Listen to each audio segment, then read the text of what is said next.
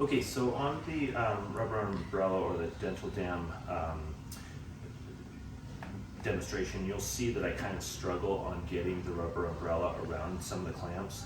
That was because we had run out, and so I temporarily didn't have these dams. So anyway, I would recommend maybe getting these dams, which are a little bit more stretchy.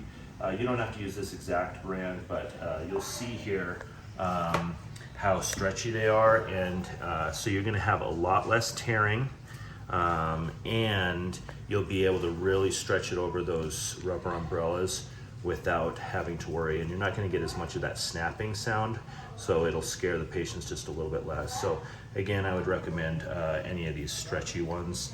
They're maybe 50 cents more per rubber umbrella, but they really do the job. Okay, so I like to have a needle holder here. Obviously, it just reduces the potential exposure for assistants. If we have a tray and it's sitting on the tray, obviously there could be a potential for exposure. Also, we could potentially put it underneath the tray. That would reduce that, but I just kind of like this needle holder so everyone in the operatory knows where the needle is. So again, I'm gonna standardize on using just the 30 gauge needle here. I'm gonna uncap it like this, and then I always bend it just there above the hub so that it's an easier way for me to go into the mandible and give the IAN. It just gives me ergonomics when I'm coming on the vestibule on the upper. I don't have to go like this, and on the mandible, I don't have to go like this, and I also don't have to stretch the patient's lip because it's just gonna slide in like this. So again, with progressive anesthesia, we're gonna leave one drop underneath the mucosa, and then we'll come in and get her more numb.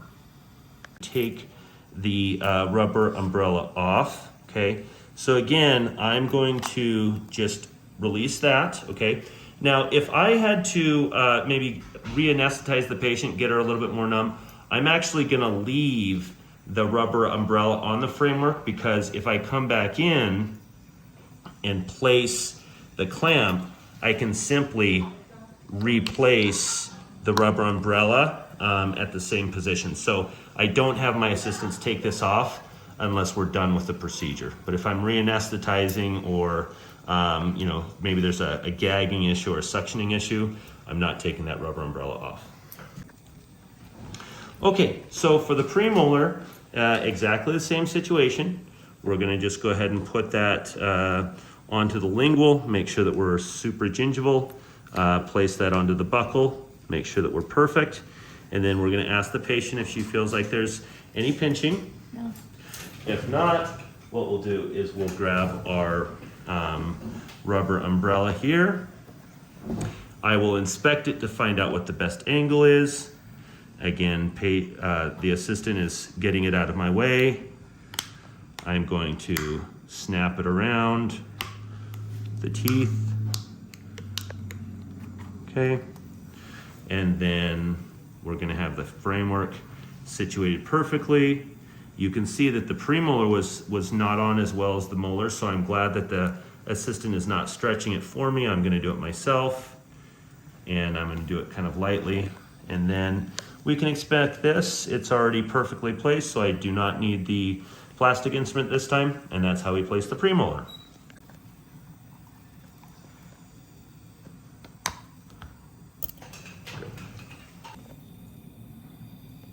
I think he's just pregnant. Okay, so we're gonna put the anterior clamp on, and you can see that the essentially smaller end or skinnier end goes towards the front, okay? And then these ones I always feel are a little bit more complicated to put on. So what we're gonna do is we're gonna start here, and we're gonna kind of slide it all the way around there so that our rubber dam doesn't rip.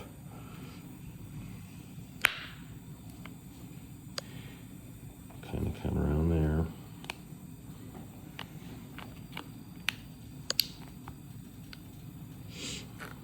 And you can see that this is quite a lot more stretching on the rubber dam than the premolar or the molar. which is why I try to use the premolar clamp as much as I can instead.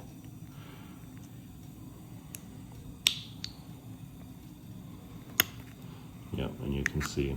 So this type of rubber dam also is a little bit too, doesn't really stretch a ton. So I'm gonna just kind of stretch that out just a little bit, and we'll see if we can put this back on. So you can see that those anterior ones are the ones that you're gonna have the bigger problems with, which is why a lot of times I'm gonna just take my premolar and see if I can get it to fit like this.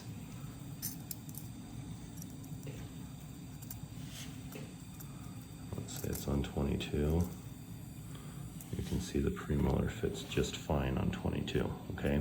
So we'll see if we can get this anterior on. Okay, so let's see if we can get this guy on here.